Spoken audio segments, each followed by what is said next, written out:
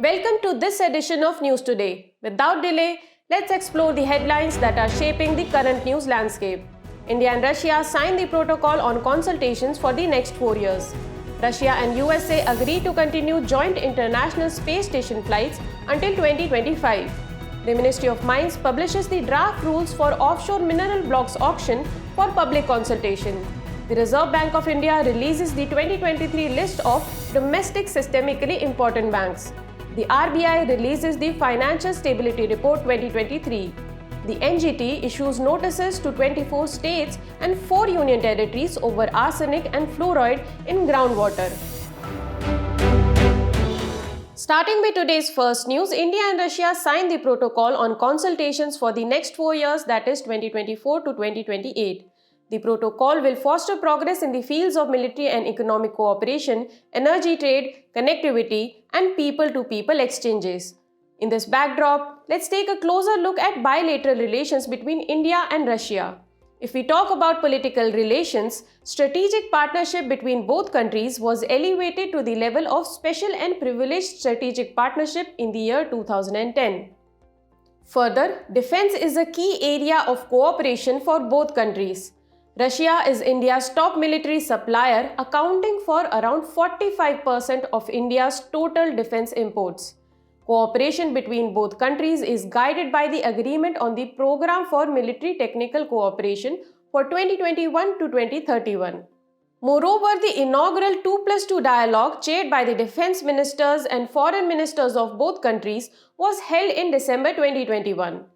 If we talk about some major ongoing bilateral projects, both countries are cooperating on projects like the licensed production of T-90 tanks and Su-30 MKI aircraft and the supply of MiG-29K aircraft and Kamo-31. Over the years, military collaboration between both countries has shifted from a buyer-seller dynamic to joint research, design and production. Some examples of this shift are the production of BrahMos cruise missile, the establishment of the Indo-Russia Rifles Private Limited, and the production of AK-203 rifles under Make in India initiative. Both countries also participate in Indra, which is a tri-service bilateral military exercise. Now let's take a brief look at the economic relations between both countries. Bilateral investments among both countries have surpassed the previous target of $30 billion in 2018, leading to a revised target of $50 billion by the year 2025. Additionally, in the field of technology, India and Russia are cooperating on important projects like the Kudankulam nuclear power plant and the Gaganyaan mission. Some other areas of cooperation include cooperation in multilateral forums like BRICS, Shanghai Cooperation Organization, Russia-India-China Forum, and UN Security Council. India and Russia are also exploring ways for rupee-ruble trade. Moving on, Russia and USA agreed to continue joint international space station flights until 2025. The International Space Station is a large spacecraft around the Earth, and it serves as a home where crews of astronauts and cosmonauts live.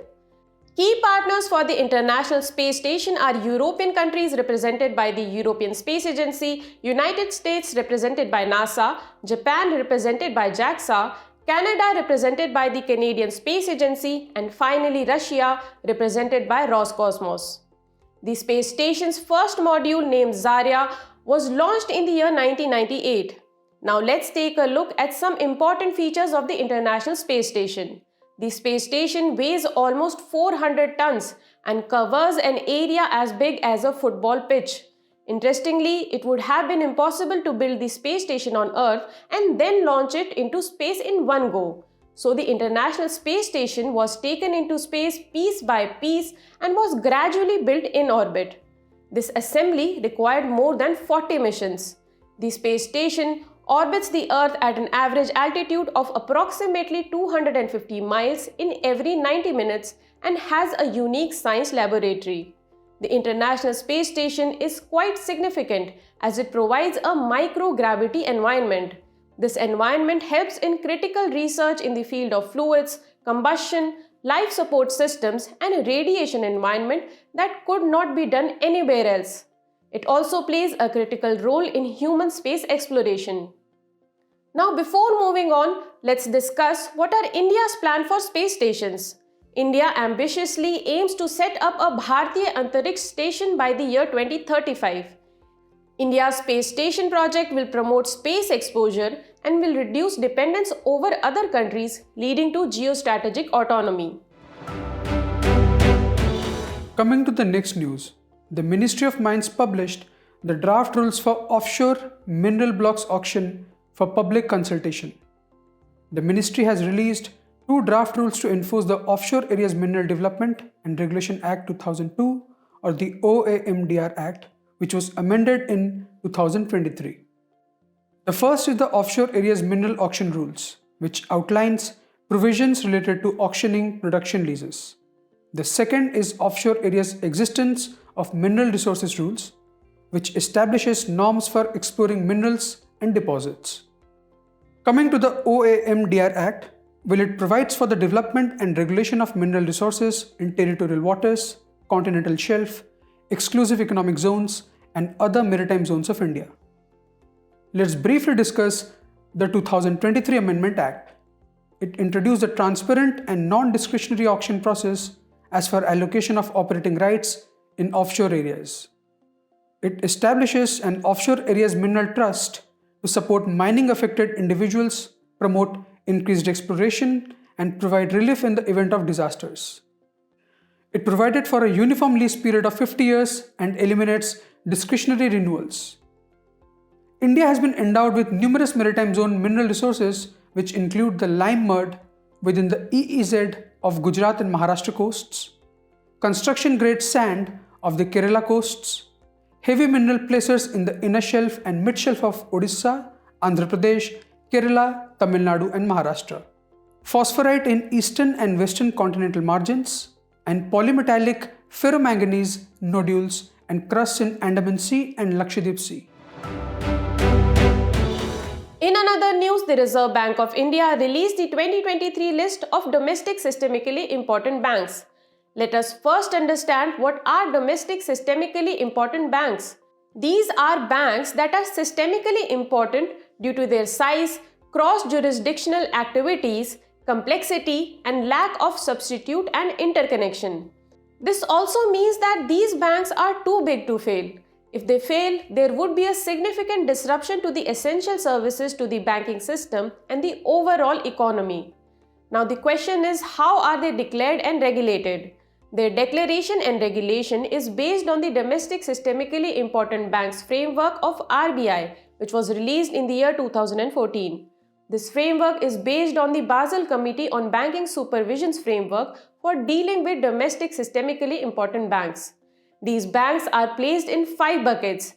As per the latest list, India's domestic systemically important banks are State Bank of India in bucket 4, the HDFC Bank in bucket 2, and ICICI Bank in bucket 1. These banks have to maintain an additional common equity tier 1 requirement as a percentage of risk-weighted assets. Bucket 1 banks have to maintain the lowest common equity tier 1 of 0.2% and bucket 5 banks have to maintain the highest, that is 1%. If a foreign bank having a branch presence in India is a global systemically important bank, it has to maintain additional common equity tier 1 capital surcharge. The list of global systemically important bank is released by the Financial Stability Board. Coming to the next news, the RBI has released the Financial Stability Report 2023. The report is a biannual report based on the assessment of the subcommittee of the Financial Stability and Development Council. The FSR highlighted that resilience of the non-banking financial companies sector has improved. The capital to risk-weighted assets ratio or the CRAR ratio has also improved. The gross non-performing asset or the GNPA ratio is on a downward trajectory. The credit growth in the post-pandemic period has accelerated. Now coming to the NBFCs. NBFCs are companies registered under the Companies Act 1956. These are engaged in the business of loans and advances, acquisition of shares, stocks, debentures, securities, etc. The institutions which are not included under the category of NBFCs include institutions with principal business such as agricultural activities, industrial activities, trading and purchase, or sale of immovable properties. Primarily, the NBFCs are regulated and governed by the RBI. However, some NBFCs are regulated by SEBI, IRDAI, etc. NBFCs' activities are akin to that of banks. However, there are a few differences. For example, NBFCs cannot accept demand deposits. They do not form part of payment and settlement system and cannot issue checks drawn on themselves. The deposit insurance facility is not available to the depositors of the NBFCs. They play a key role in bridging the gap between traditional banks and customers, especially in areas where the reach of banks is limited. Let's briefly go through the Financial Stability and Development Council. It was established in 2010 and it aims to strengthen the mechanism for maintaining the financial stability, enhancing inter-regulatory coordination, and promoting financial sector development. The Finance Minister is its ex officio chairman.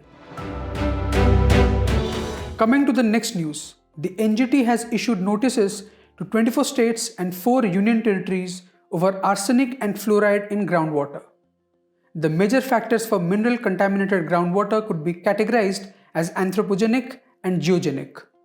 The anthropogenic factors include entities like industries, sewage, waste landfills, mining, etc., while geogenic factors include natural causes mainly through rock-water interaction. The presence of mineral in drinking water beyond permissible limit may cause a number of health hazards.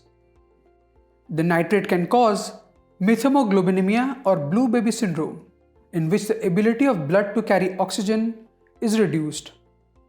Arsenic can cause cancers of the bladder, kidney, lungs, and diseases of blood vessels of legs and feet.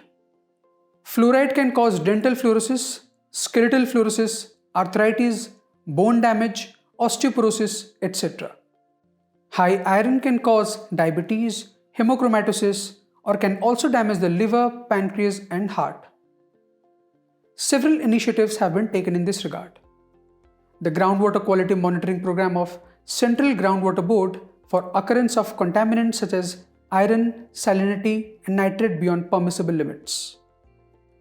Jal Jeevan Mission to provide potable tap water supply of prescribed quality to every rural household in the country by 2024.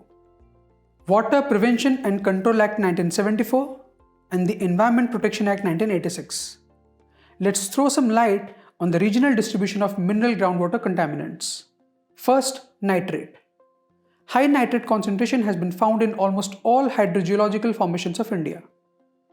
Second, arsenic, which has been found in Bihar, Haryana, Uttar Pradesh, Jharkhand, Assam, etc. Third, fluoride, which has been detected in Andhra Pradesh, Gujarat, Assam, Chhattisgarh, Rajasthan, and Tamil Nadu. Lastly, iron, which has been found in Andhra Pradesh, Assam, Bihar, Chhattisgarh, Goa, Gujarat, Haryana, J&K, and Jharkhand. The personality in the news for today is Swami Shraddhanand. Let's briefly discuss his early life. He was born in Jalandhar and called Munshiram, though popularly known as Swami Shraddhanand. He was a prominent social reformer. In 1882, he embraced Arya Samaj and took sannyas in 1917. Coming to his contributions. Following schism in Arya Samaj, Swami Shraddhanand led a group that established a Gurukul at Haridwar in 1902. He participated in Anti-Rowlatt Act. He organized the Delhi Sudhar Sabha for the upliftment of the oppressed classes. He also participated in non-cooperation movement but resigned due to disagreement with Gandhiji. Lastly, he founded 2 dailies named Urdu Tej and the Hindi Arjun. He exhibited the values of patriotism, empathy, and tolerance.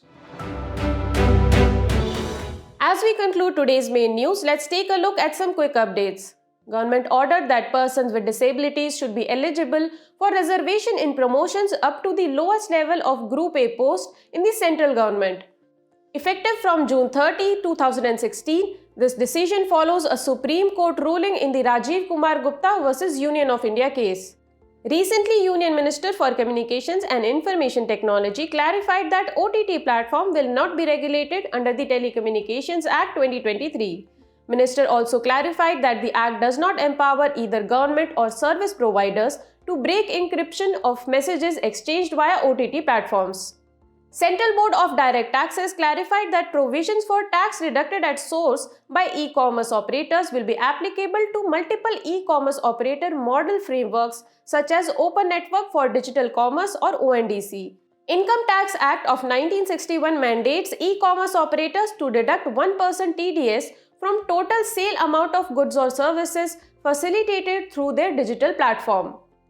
Ministry of Commerce and Industry has decided to extend benefits under the remissions of duties and taxes on export products scheme. Now it will also cover sectors like gems and jewelry, pharma, leather, textiles and handicrafts. The scheme aims to neutralize the taxes and duties suffered on exported goods which are otherwise not credited or remitted or refunded. Recently, Royal Bengal tiger has been seen in the Neora Valley National Park in West Bengal. This national park lies in the catchment of the Neora River and is part of a global biodiversity hotspot located in the eastern Himalayas. It has been declared as an important bird area. Earthquake of magnitude 6.3 on the Richter scale occurred in Coral Islands. Coral Islands is an archipelago that extends from Kamchatka Peninsula in Russia to Hokkaido Island in Japan. A team of researchers have developed a method to model the kilonova explosion. A kilonova is a bright blast of electromagnetic radiation that happens when two neutron stars or a neutron star and a stellar mass black hole collide and merge. Researchers have found that near-infrared light ruptures cancerous cells with high effectiveness. Near-infrared rays are a portion of radiation that is just beyond the visible electromagnetic spectrum. Before we go, it's time to put your knowledge to the test in today's segment of Test Your Learn.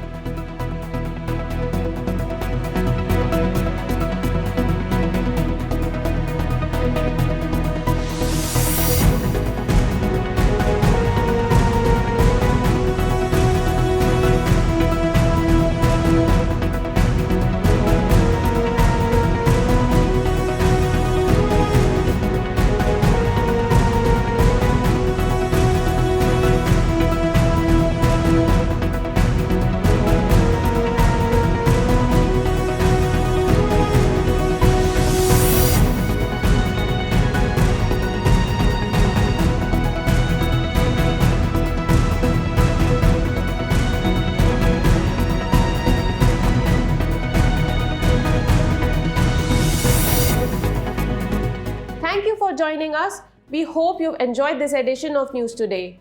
To get the answers to today's quiz and to download the PDF of News Today, make sure to check out the links in the description below.